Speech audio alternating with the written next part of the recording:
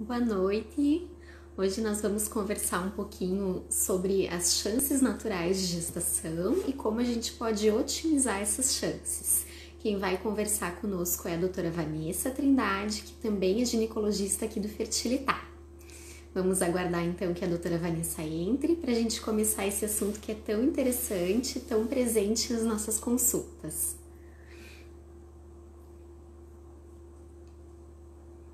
Pessoal aí entrando. Vamos ver a doutora Vanessa.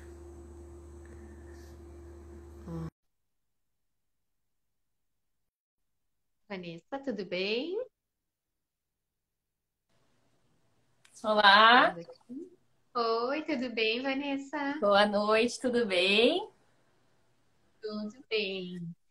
Muito legal esse assunto que a gente vai tratar hoje, né? Um assunto super presente nas consultas, sempre tem muitas dúvidas sobre como a gente pode otimizar e favorecer as nossas chances de gestação.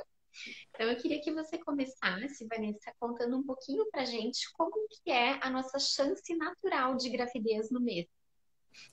Então tá, gente, em primeiro lugar, boa noite. Queria agradecer então o convite.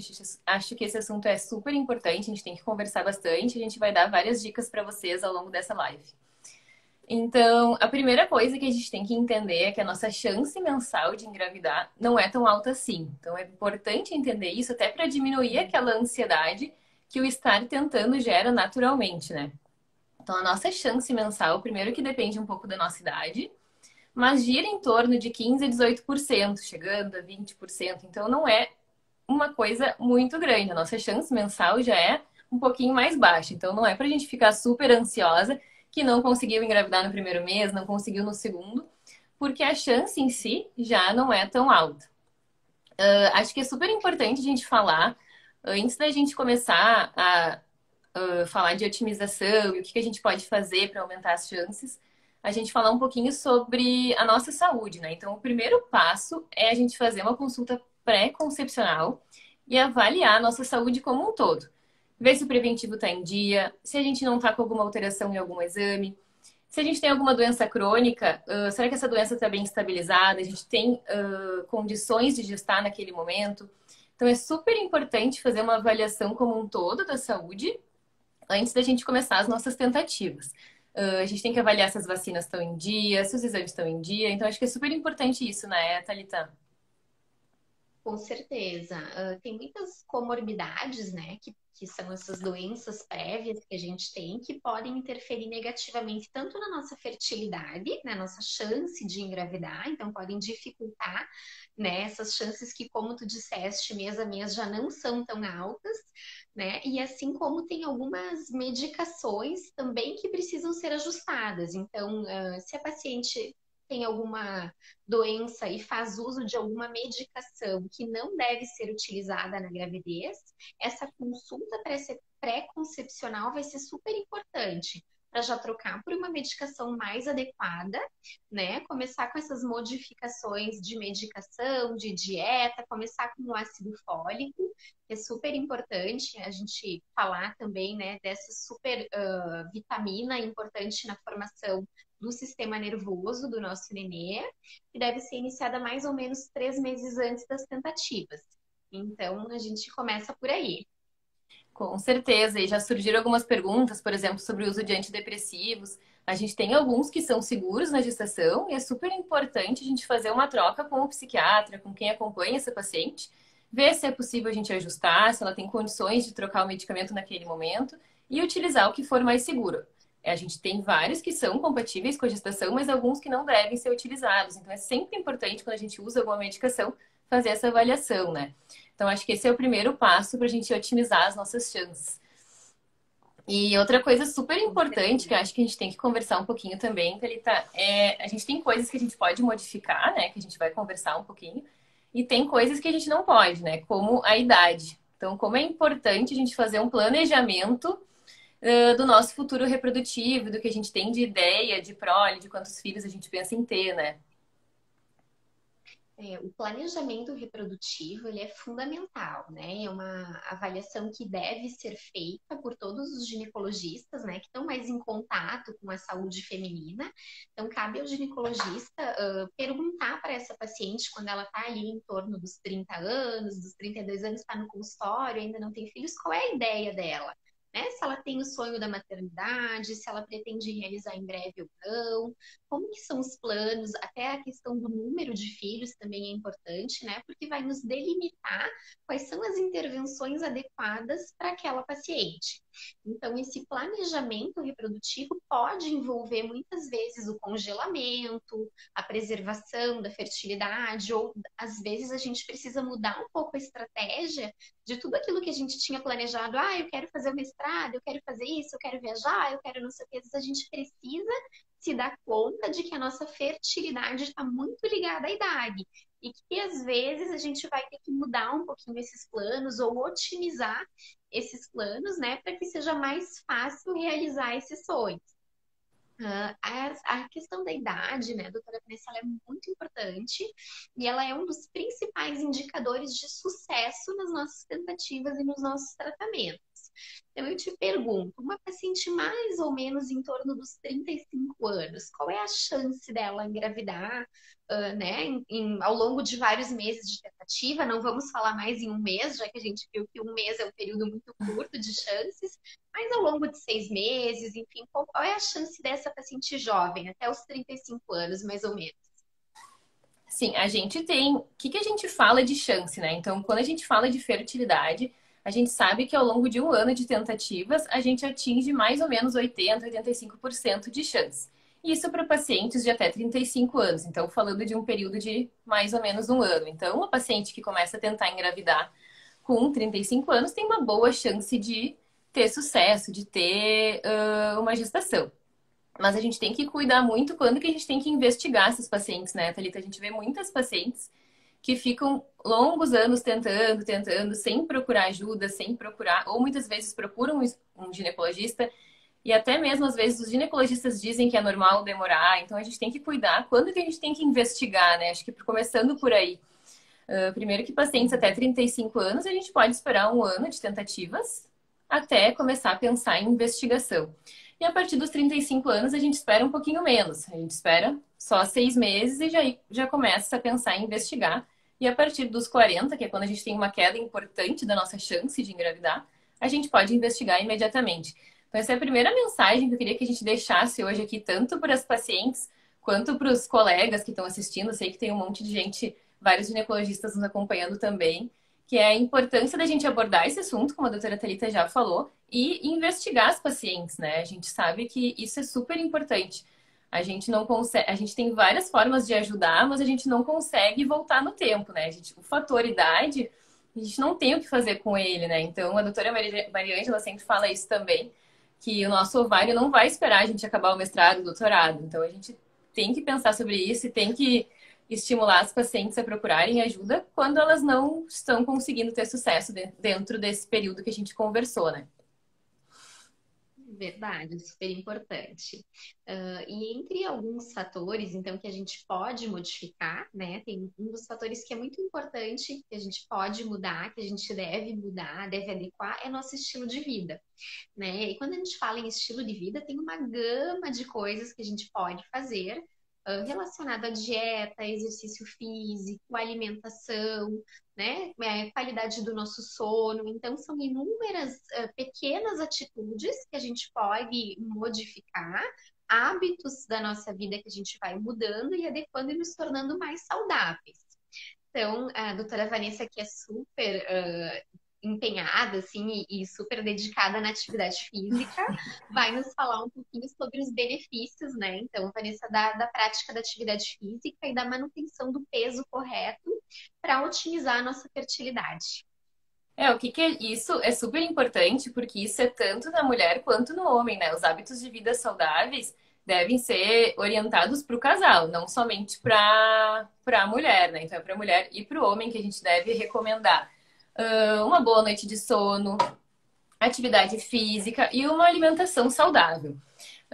Claro que a gente não tem assim estudos robustos recomendando uma dieta ou outra, um tipo de alimento ou outro, mas a gente sabe que uma alimentação saudável, e aqui muitas vezes a gente conta com a ajuda das nutricionistas, né, que podem orientar melhor as nossas pacientes. Então, uma dieta saudável sempre vai ser benéfica. A gente sabe que ter uma alimentação mais saudável melhora a nossa fertilidade, isso sim, mas exatamente qual alimento a gente vai utilizar vai depender um pouco do estilo de vida daquela paciente, do que ela consome. E surgiu uma pergunta sobre suplementação. Isso também é outra coisa que deve idealmente ser individualizada, né? Uma paciente que já se alimenta super bem, que tem uma boa ingesta de frutos do mar, de peixes, provavelmente também não vai precisar de ômega 3, outra suplementação. Mas alguém que não se alimenta tão bem, que não tem uma vida tão saudável, talvez a gente vá ter que entrar com algum suplemento, algum antioxidante, alguma medicação específica. Então, isso é super importante, tá? Surgiu também pergunta de glúten e lactose, né? Isso tá super em alta hoje a gente falar também de dietas com poder menos, que produzam menos fatores inflamatórios, que diminuam a inflamação. A princípio, cortar glúten e lactose faz bastante sentido para quem tem intolerância, né? Para quem não tem intolerância, a gente não precisa cortar por completo esses alimentos. Mas a gente procurar consumir mais frutas, mais vegetais, alimentos saudáveis, isso com certeza vai ter um impacto positivo, né? Tanto para paciente, para a mulher, quanto para o homem. Então é bem importante chamar a atenção dos homens que estão assistindo aí também e das mulheres para puxar a orelha dos maridos em casa, que eles também têm que se cuidar e também têm que praticar atividade física, tentar ter uma longa noite de sono e se alimentar bem. E também é bem importante assim trazer, né, essa responsabilidade como uma responsabilidade do casal, porque interfere, né, não só nos fatores femininos, mas também nos fatores masculinos, né? E eu sempre brinco assim com os casais que vêm até a clínica que a gente está se preparando para receber um neném na nossa casa. Então a gente também não pode depois querer que ele coma fruta, verdura, se a gente está comendo porcaria, tomando refrigerante. Então, esse período pré-concepcional, ele é um período muito adequado para que a gente melhore os nossos hábitos, né? Melhore a nossa alimentação, a nossa relação com o exercício físico, o nosso padrão de sono, porque depois a gente vai ter um nenê ali para cuidar, para orientar sobre esses hábitos que a gente vai estar dando exemplo. Com Eu vi certeza. aqui que comentaram um pouquinho sobre dieta low carb, né? Tem muita dieta agora, né?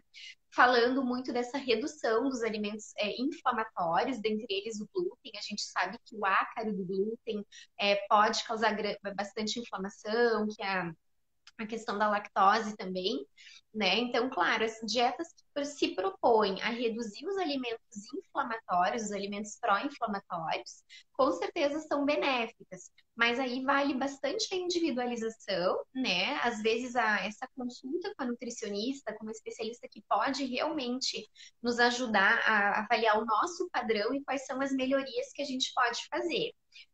Tem uma pergunta interessante aqui sobre cafeína. A cafeína, ela é uma pergunta muito comum no consultório, né? Eu posso tomar um cafezinho agora que eu estou no início da minha gestação ou que eu estou me organizando? Então, o que os estudos mostram? Que o consumo moderado de cafeína, e a gente entende por esse consumo até 2 xícaras de café ao dia, não acarreta nenhum prejuízo na fertilidade. Né? O consumo exagerado da cafeína pode sim estar relacionado a aumento dos níveis tensionais e algumas outras alterações que não são tão benéficas, né? E isso também vale para o chimarrão. Eu vi que já apareceu uma perguntinha aqui. Mas a gente está falando de uma substância estimulante, né? Então a gente tem que ter esse cuidado. Vale muito o bom senso, né? A gente pode essas questões desde que com moderação, né? A cafeína e o chimarrão, que é muito típico aqui da nossa região.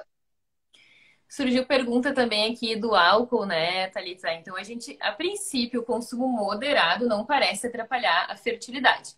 Claro que, pensando em gestação, não existe dose segura, né? Então, é sempre importante a gente lembrar que na gravidez, o álcool é completamente proibido. Ai, mas e um golinho? Nem um golinho. A gente não tem uma dose segura na gravidez. Mas para aquela tentante, aquela paciente que está tentando, a princípio, o consumo moderado, eventual, consumo social não parece atrapalhar a fertilidade, mas a gente utilizar álcool diariamente, aí sim, pode atrapalhar a fertilidade, tanto masculina quanto feminina, aqui de novo, né? Lembrando do papel da gente cuidar do casal e pensar nos dois.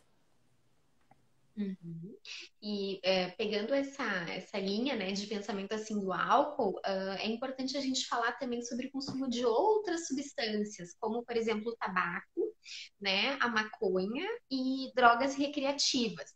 A gente sabe que elas têm um impacto muito negativo na nossa fertilidade, mas eu acho que cabe a gente sempre que está falando de estilo de vida, né, de preparo para a gestação, reforçar. A maconha, por exemplo, ela tem um papel muito danoso para o espermatozoide. A gente consegue observar, né, o papel no tratamento masculino. A gente vê os pacientes que fazem uso de cocaína, de maconha, vem com um padrão seminal muito inadequado, muito ruim para a gestação espontânea e mesmo para os tratamentos reprodutivos. Esse espermatozoide tem o seu DNA alterado, né? Tem maior fragmentação, então é muito importante a gente tentar fazer a pausa, né, do cessar o tabagismo, cessar o consumo dessas substâncias que são prejudiciais aos nossos gametas. Sim, o cigarro, inclusive, ele é associado a cerca de 60% de diminuição da fertilidade, aumenta a chance de aborto e aumenta a chance de gravidez ectópica também. Então, é super importante a gente abordar isso com os pacientes.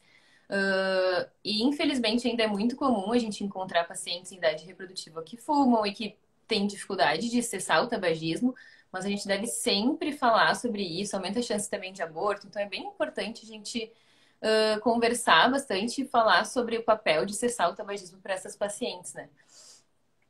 Uhum. Eu vi que chegou uma pergunta aqui sobre metais pesados e eu acho super importante assim a gente falar sobre a exposição que a gente tem muitas vezes exposição laboral, né? Então nós temos pacientes que trabalham, por exemplo, na indústria de tintas, na indústria de solventes, que pode sim ter metal pesado, né? E também é comum que os pacientes que trabalham em postos de combustível tenham uma qualidade seminal pior pela exposição ao benzeno, né? Então é importante a gente lembrar, nesse nosso bate-papo, assim, a gente não tem como não falar dessa exposição que a gente tem, né? Tanto a esses metais pesados e coisas ambientais, como a própria poluição, que a gente não sabe qual é o grau que acaba influenciando na nossa fertilidade, né? Mas a gente sabe que impacta negativamente e também nos pesticidas, né? E aí a gente volta um pouquinho lá para a questão da alimentação. Hoje, muito do que a gente consome, quando não é orgânico, quando a gente não tem certeza da procedência desse alimento, pode sim estar contaminado por pesticida, né? Isso vai prejudicar, então, a nossa fertilidade. Sim, radiação também surgiu pergunta, né? Também pode ser prejudicial. Quando a gente tem exposição no trabalho, o ideal é sempre usar proteção, né? Para proteger as gônadas, para proteger o nosso futuro reprodutivo, tanto também aqui de homens e mulheres, né? Sempre é importante a gente lembrar que esses fatores servem para os dois lados, né? E a radiação ionizante hoje a gente vê muito mais nessa questão laboral, né? São os pacientes que estão expostos aí a serviços de raio-x, dentistas, enfim, cirurgiões que usam, né, tem muito contato com radiação. Então é importante essa proteção pensando na fertilidade. Sim, muitas vezes o pessoal tem preguiça de colocar proteção, de se proteger para fazer o trabalho, e isso é bem importante. A gente tem que alertar e tem que lembrar. Então, foi bem importante essa pergunta, né? E acho que a gente tem que conversar um pouquinho também, Thalita, sobre janela de fertilidade, quando que a gente tem mais chance de engravidar, orientar um pouquinho o pessoal que está assistindo sobre isso, né? Verdade. Um assunto assim que eu acho super legal no consultório, né, que as pacientes têm muito mais acesso hoje são as fitinhas teste de LH. Então a gente vê que mesmo antes da paciente procurar um especialista em reprodução, como hoje nós temos muita informação sobre os períodos de maior fertilidade, tem vários aplicativos que são super úteis e a gente vai Sim. incentivar a paciente que faça o seu controle do ciclo, seu calendário menstrual. Então, muitas vezes elas dizem: eu já comprei a minha fitinha de LH lá, a minha fitinha teste, e eu estou tentando ver a minha janela de ovulação em casa. Então, tem várias formas que a gente pode utilizar para tentar identificar o nosso período mais favorável à gestação, né? Um deles que tinha teste da LH, então a gente vai fazendo os testezinhos. Nós temos o pico do LH, que é o hormônio luteinizante, vai ser quando a gente está prestes a ovular, né? Então a gente pode programar as relações ali naquele período. Uma outra forma de avaliar também essa janela em casa, né, que a paciente pode fazer é avaliando o muco cervical. Quando a gente está no período fértil, o muco vaginal, o muco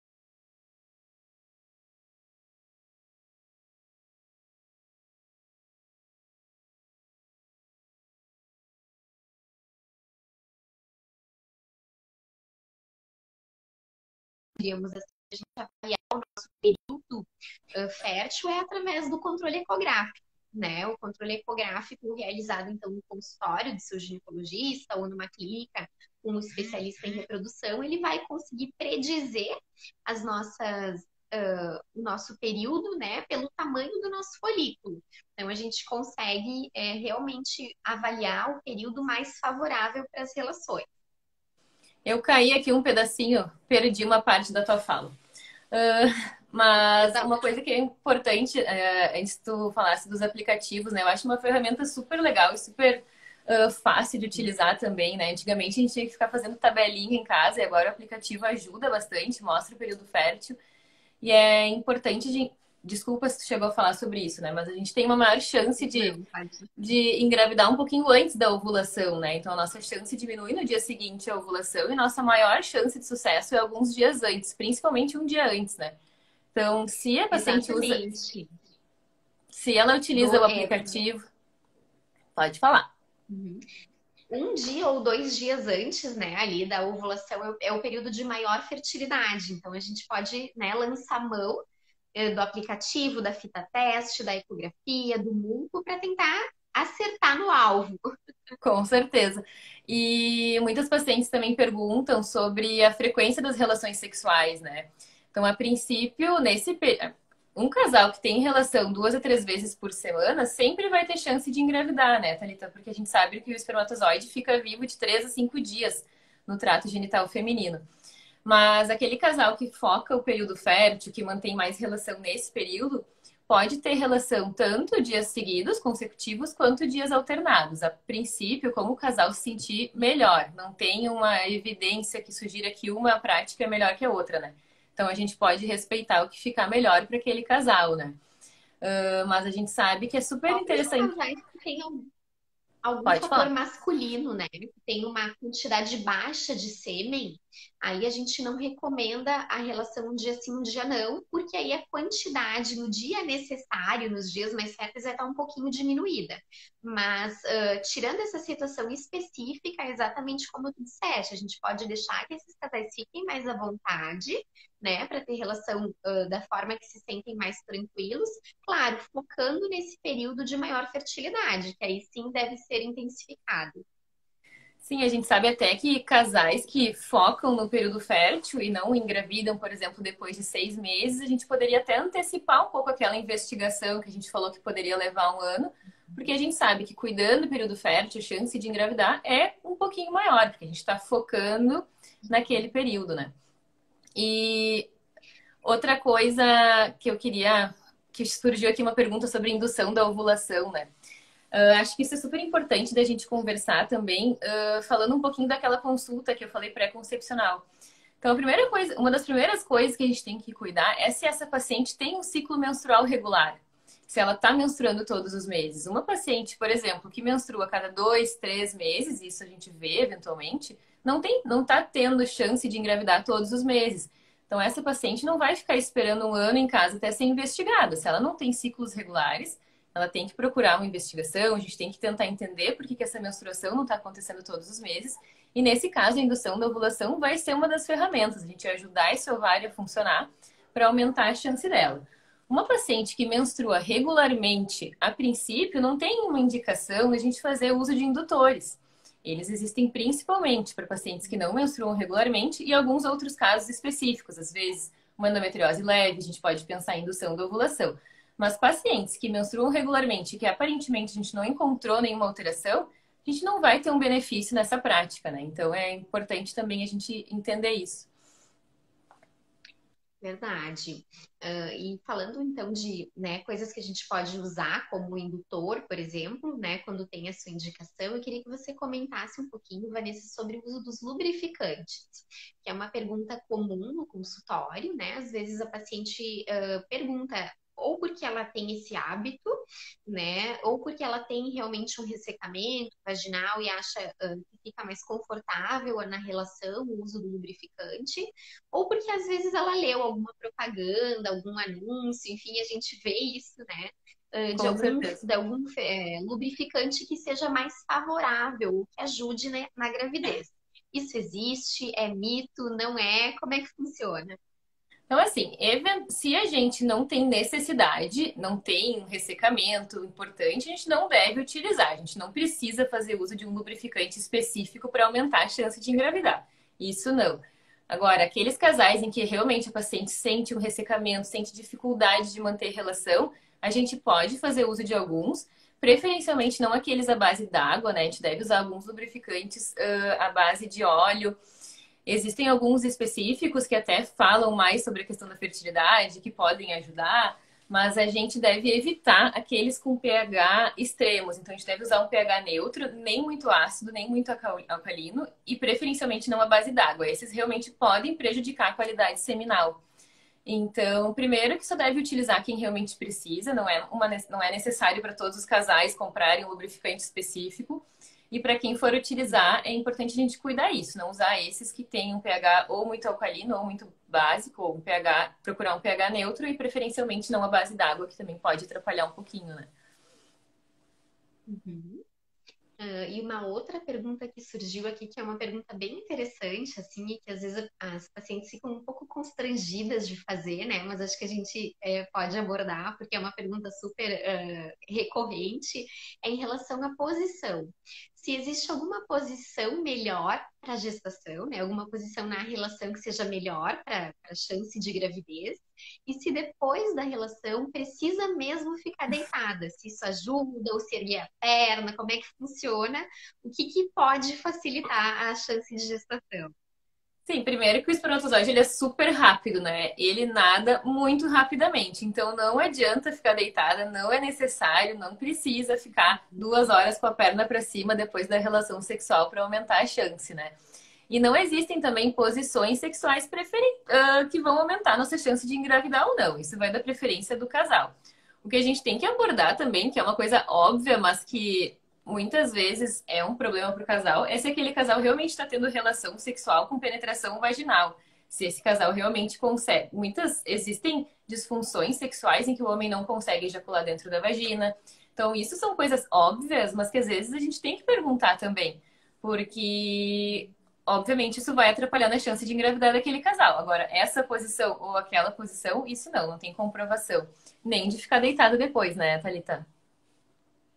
Eu acho bem interessante, assim, né, que como a gente vê a angústia de alguns casais, né, porque às vezes a gente pensa assim, poxa, eu tô fazendo tudo certo, eu tô vendo a minha janela de fertilidade, eu percebo o meu muco, eu faço o teste do LH, eu tô sabendo quando eu tô ovulando, eu tô tendo relações nesses dias, e não vem acontecendo, né, e às vezes não aconteceu por um mês ou por 2 meses, Então, às vezes a gente fica com uma certa ansiedade e aí a gente começa a pensar, será que tem posição? Será que eu estou fazendo alguma coisa errada? Será que eu tenho que ficar deitada?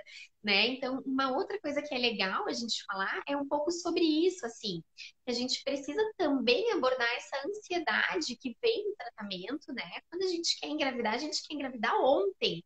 A gente não quer que isso demore, né? A gente já está planejando o signo do nenê, que mês que vai nascer, se vai ser verão, se eu vou estar com barrigão, se não vai.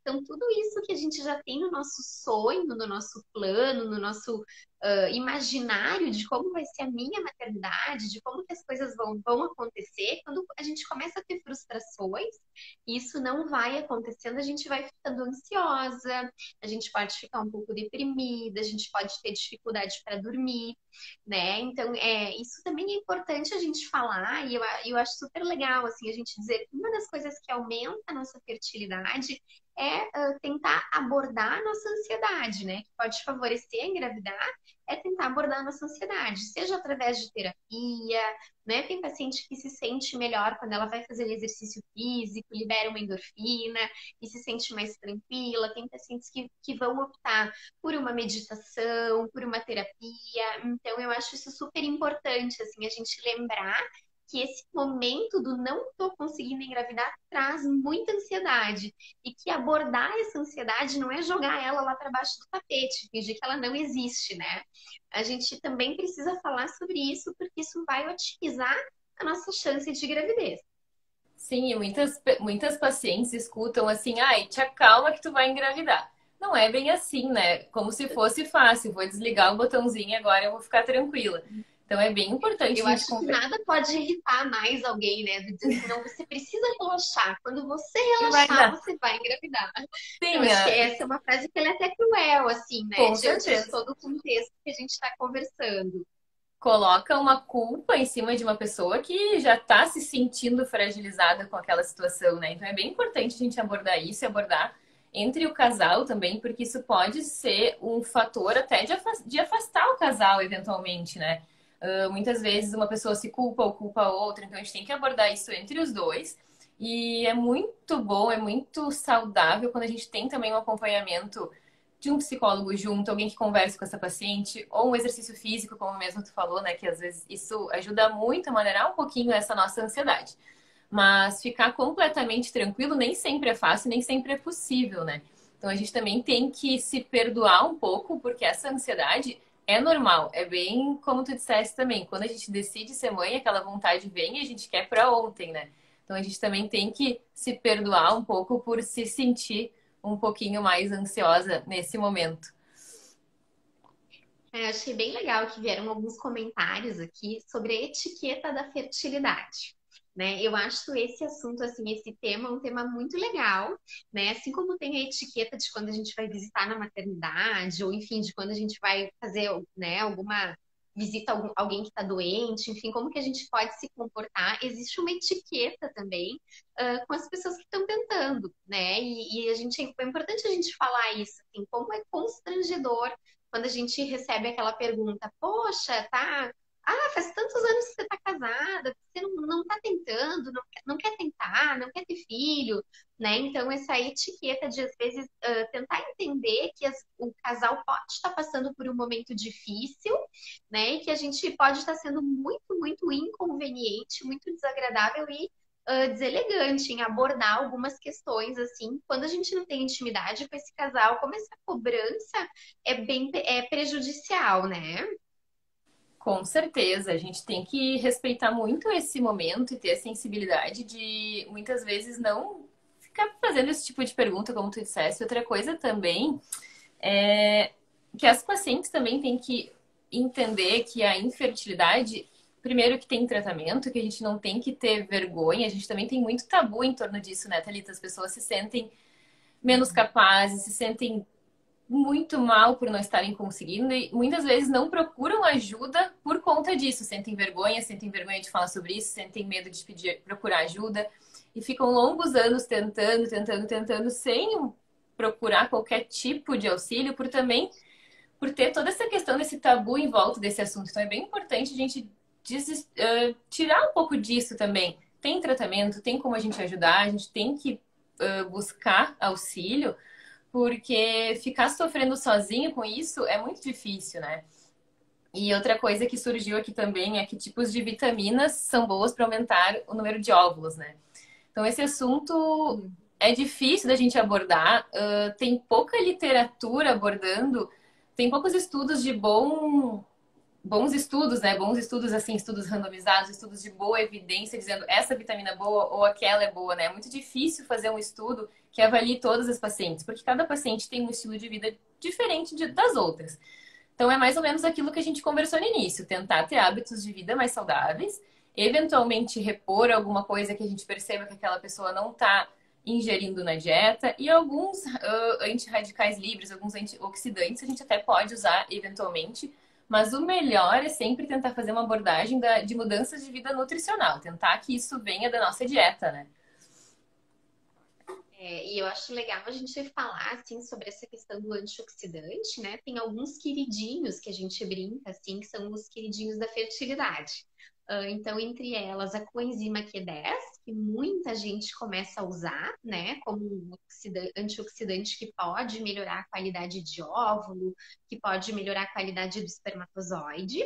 A vitamina C e a vitamina E, né? Então, esses são suplementos clássicos, assim, por serem antioxidantes, né? E que podem ser utilizados e funcionam, né, para as mulheres, então, na preservação, na melhora da qualidade do óvulo e também do espermatozoide. Mas, como a doutora Vanessa disse, é muito difícil que a gente consiga fazer grandes estudos randomizados, ensaios clínicos bem desenhados para avaliar de fato, né, qual é o real impacto dessas substâncias. Mas como a gente costuma brincar, assim, é importante. A gente, quando dá certo, né? A gente pode ter sido a coenzima, pode ter sido a vitamina C, pode ter sido a vitamina E. O que a gente está torcendo é para que dê certo. Então, é claro, com bom senso, né? Com orientação médica, sem nenhum abuso de suplemento, porque também pode fazer mal, também pode ser incorreto, pode ser inadequado, né? Mas tentando lembrar que muitas vezes o suplemento, se a gente leva um estilo de vida saudável, se alimenta bem, né? Tem uma dieta adequada, a gente vai absorvendo vitamina C, vitamina E, o ômega 3 através da nossa dieta. Então, nem sempre o suplemento é necessário. E por isso que a gente volta na importância lá daquela primeira conversa com o ginecologista ou com o infertileuta, de saber como é esse casal, como são os hábitos alimentares, como são as doenças, enfim, como ele tá, para a gente saber o que a gente pode ajudar e corrigir. Com certeza. Acho que essa questão da individualização é uma das mais importantes, né? A gente não tem uma fórmula mágica para todo mundo. Que bom seria se tivesse, né? Mas a gente fazer uma consulta individualizada, entender o que é melhor para aquela paciente, isso que é o mais importante, né? E muitas vezes, como a gente já falou, entender também que esses hábitos são para o casal. Então, para quem entrou aqui um pouquinho depois, a dieta, o exercício físico, bons hábitos de vida, uma boa noite de sono, isso impacta tanto para a fertilidade feminina quanto para a masculina. E é sempre bom a gente lembrar disso. Surgiu aqui uma pergunta sobre pacientes vegetarianas, né? Então, nas vegetarianas, a gente tem que cuidar um pouquinho os níveis da vitamina B12, que às vezes estão um pouquinho mais baixos, a gente tem que verificar se o paciente não tem anemia. Então, fazer uma investigação nesse sentido, mas as pacientes podem engravidar, podem ter uma gestação saudável, obviamente. A gente só tem que cuidar os níveis de algumas vitaminas específicas, né? Para ver se essa paciente não tem uma deficiência. E também surgiu uma pergunta aqui, né? Que eu acho que a gente tem uma angústia muito grande, assim, já falando um pouquinho mais da paciente que está fazendo tratamento reprodutivo mesmo, né? Que precisou, tinha uma indicação, fez uma fertilização in vitro e tal. Então, no dia que transfere o embrião, aí também surgem várias dúvidas, né? Bom, agora meu embriãozinho está aqui dentro, o que eu posso fazer para que ele se grude nesse endométrio, para que as coisas, né, fluam na fertilização in vitro, né? Como que eu posso favorecer a minha implantação? E aí é uma pergunta super difícil, né? E que a gente gostaria muito, muito, muito de ter essa resposta, assim, que fosse uma coisa mais simples. Mas a gente sabe que manter a medicação, né, nos ciclos que não são ciclos frescos, que são ciclos de embriões congelados, é fundamental para que a implantação ocorra, né? Esses cuidados que a gente recomenda de repouso, de evitar impacto, enfim, são cuidados muito mais para a gente se sentir tranquilo do que de fato para o embrião. O embriãozinho tá lá e essa interação entre o embrião e o endométrio, ela é uma interação com micromoléculas, com nanopartículas, ela não é uma coisa física ou mecânica, né? Claro, tem pequenas alterações assim, mas é muito mais sutil do que a gente pode, né, de fato recomendar, assim, repouso. Não sei, doutora Vanessa, se tu tem alguma Não, dica, assim, para esse acho que momento. Eu acho que muito dedo cruzado, muita é, reza, muita promessa. essa é a pergunta de US$ 1 milhão, né, Thalita? Tá todo mundo estudando um monte essa interação entre o embrião e o endométrio, Uhum. tá cheio de estudos sobre isso, é o que todo mundo mais tá buscando entender atualmente na reprodução, é como aumentar essa chance de sucesso. E a gente realmente fica um pouco de mãos atadas nessa parte, né? Vai muito da interação do embrião com o útero. Acho que essa questão de manter as medicações, isso é super importante. Então, nesse momento, é essencial manter aqueles medicamentos que a gente está utilizando. Uhum. Mas essa questão do repouso é engraçado, porque as pacientes se sentem na necessidade de ficar quietinhas, que nem depois da relação sexual, né? Que tem que ficar lá com as perninhas pro ar. Mas se a gente for pensar naquele casal que engravidou em casa, a implantação vai estar acontecendo mais ou menos de 5 a 7 dias depois da ovulação. Essa mulher, 5 a 7 dias depois de ter ovulado, não fica em casa parada esperando seu embrião implantar. Então, claro, o repouso é muito mais, como mesmo tu disseste, para a gente ficar mais tranquila, sentir que tá ajudando do que realmente necessário, né? Então, a gente tem mais é que cuidar essa questão de estar se alimentando bem, estar tendo hábitos saudáveis, utilizar as medicações, e algo mais específico para isso é o que a gente está tentando descobrir mesmo, né? Alguém Com perguntou aqui certeza. Ainda também, tem muita... desculpa, Thali, Pode alguém. falar. Tá, não só aqui uma dúvida sobre. Eu li sobre o ovário policístico, né? Ali ficou ali para cima um pouquinho. O ovário policístico tem várias coisas que a gente tem que cuidar, e a principal é o que a gente já falou até agora, que é a mudança de estilo de vida, né? Que a gente sempre fala que essa é a primeira medida para quem tem síndrome dos ovários policísticos, que é manter uma vida saudável, fazer atividade física, então exercício físico é super importante. E o recomendado, que nem sempre é fácil, né? São 30 minutos, pelo menos 5 vezes na semana. Então, é realmente fazer atividade física e procurar ter uma alimentação saudável. E para paciente que tenha sobrepeso, obesidade, é interessante também a gente procurar a perda de peso, né? A gente tem que falar sobre isso é super importante para todas as pacientes que buscam engravidar, né, Thalita? E principalmente nessa população de pacientes que têm a síndrome dos ovários policísticos, a gente sabe que a perda de peso muitas vezes ajuda na retomada da função daquele ovário, na retomada das ovulações. Então, muitas vezes, essa é a única medida necessária, são as mudanças de estilo de vida, né? Então, isso é super importante. Tudo que a gente já conversou até agora é a principal medida nesses casos. É mais uma vez assim, né? Como a gente vem vivendo esse momento de super exigências no trabalho, de uma vida super corrida, muitas vezes a gente não tem o tempo que a gente gostaria para preparar o alimento adequado, enfim, a gente acaba comendo fora de casa ou comendo coisas incorretas, né? É difícil fazer atividade física com regularidade, a gente tem muitas demandas, então muitas vezes a gente se depara com isso e com o ovário policístico, né? E o principal tratamento é realmente nesse caso, né? É muito, muito importante a mudança do estilo de vida. Os estudos mostram que a perda de 10% do sobrepeso já ajuda nos padrões ovulatórios. Esse paciente volta a ovular melhor, volta a ter um ciclo mais regular e com isso melhora a sua janela, né? A sua chance de fertilidade. Então, eu acho que isso resume um pouquinho, assim, né, do que a gente estava conversando na live, de um modo geral.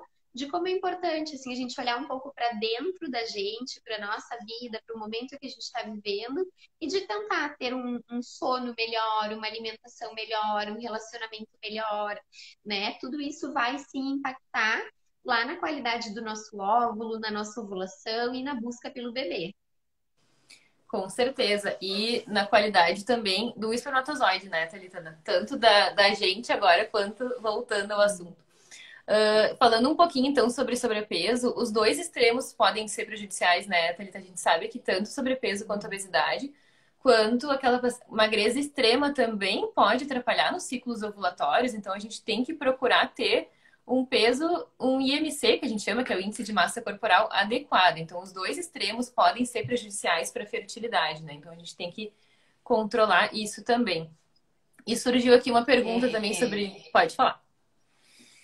É bem importante, assim, a gente tem algumas pacientes que são atletas, né, de alto rendimento, ou pacientes até que têm distúrbios alimentares mesmo, como anorexia, ou que fazem uso de substâncias anabolizantes ou testosterona, né, para ganhar massa muscular, para melhorar a performance no treino.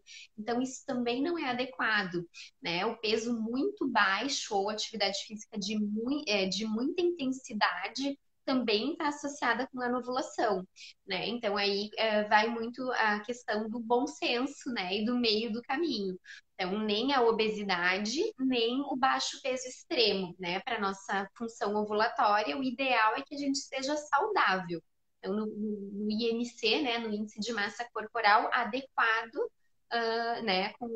Para nossa função ovulatória e o homem também, né? O homem da mesma forma o uso excessivo, né, de substâncias anabolizantes, enfim, pode prejudicar a massa, esse exagero por ter massa muscular, por muito treino, né, é tão prejudicial para a função do espermatozoide quanto a obesidade. Isso é super importante porque muitas pessoas pensam que não vai ter problema nenhum, né? Que o anabolizante não vai atrapalhar na fertilidade. Isso é bem importante a gente abordar, que sim, pode atrapalhar e pode atrapalhar tanto para o homem quanto para a mulher, né? Então é bem importante a gente abordar isso. Teve uma outra pergunta aqui sobre melatonina. E a melatonina é um pouco do que a gente conversou ali dos antioxidantes, né? Tem alguns estudos mostrando algum benefício em pacientes que fazem fertilização, mas não é uma associação muito importante, né, Thalita? Não tem, assim, um estudo super robusto mostrando, nossa, vai aumentar muito a tua chance. Então, pode ser que ajude. Tem alguns estudos mostrando, mas é um nível de evidência baixo que a gente chama, né? Então, são estudos de não muito boa qualidade. A melatonina ela vai estar associada, né, à melhora do padrão de sono, enfim, redução do cortisol. Então, isso pode ajudar, né? O cortisol está relacionado a estresse, enfim, então isso pode ajudar na nossa fertilidade, mas como tu disseste, assim, a gente não tem de fato como medir o real benefício da melatonina. Né? Ela é muito utilizada, assim como a coenzima, assim como outros antioxidantes, enfim, que a gente vai utilizar, né? E nesse sentido, pode ser muito bem-vinda. Mas a gente não tem como dizer que foi a melatonina que fez toda a diferença no tratamento da paciente.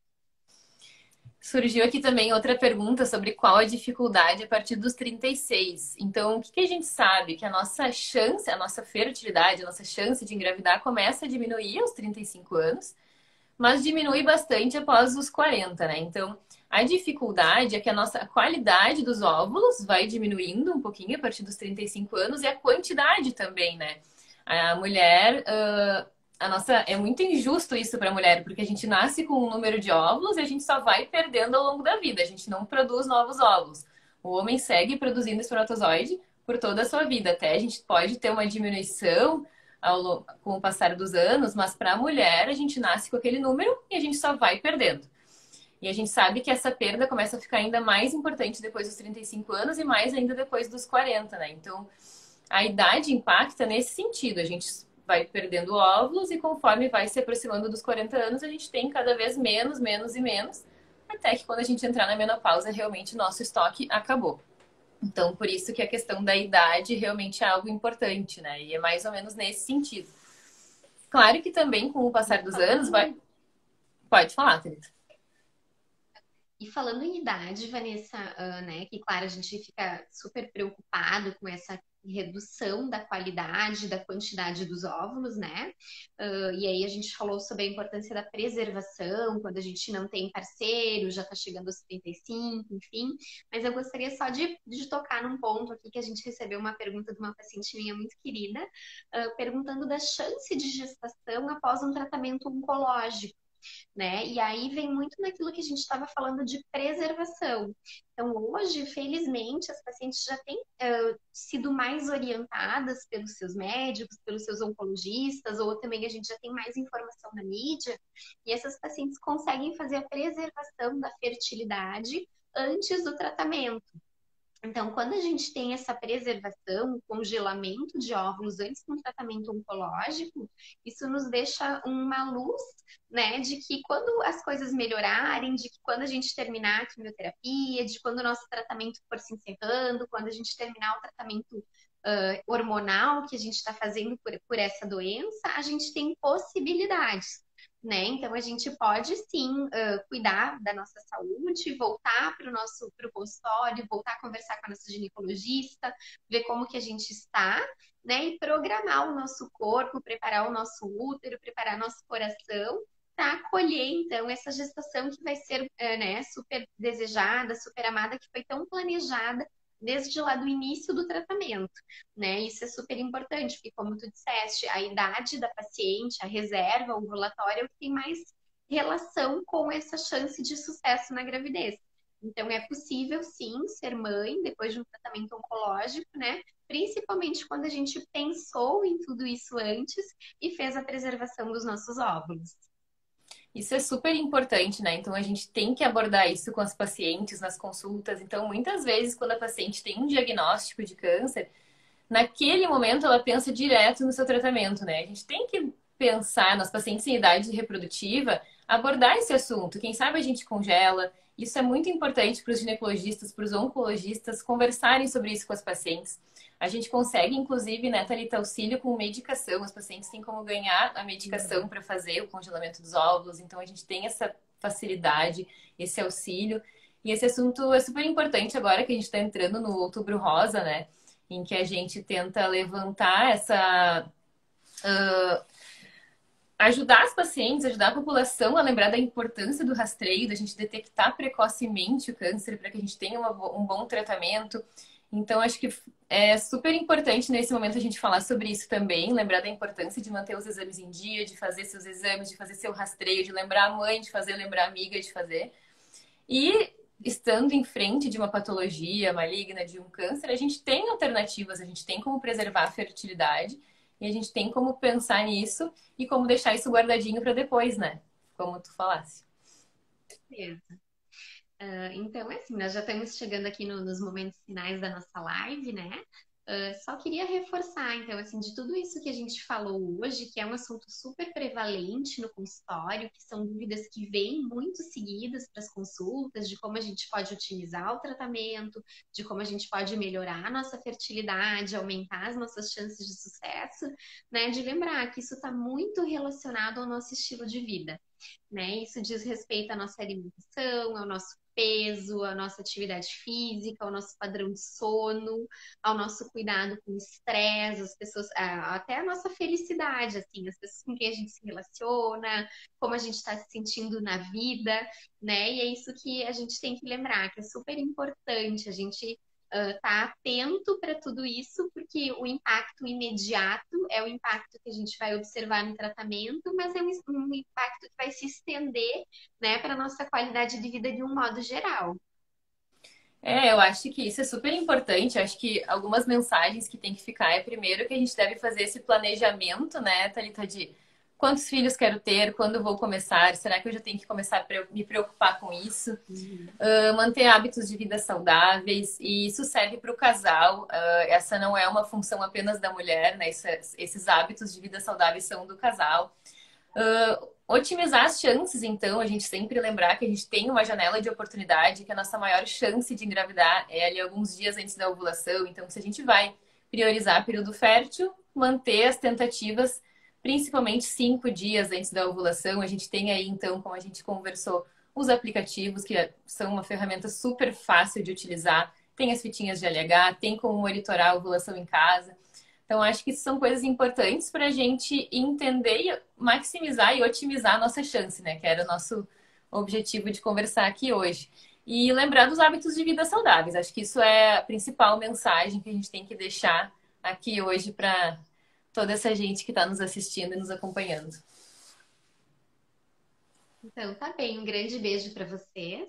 E a gente segue aqui, toda a equipe do Fertilitar, dispostos a conversar, ajudar a gente a melhorar, as nossas chances de gravidez. Um beijo, boa noite. Boa noite, pessoal.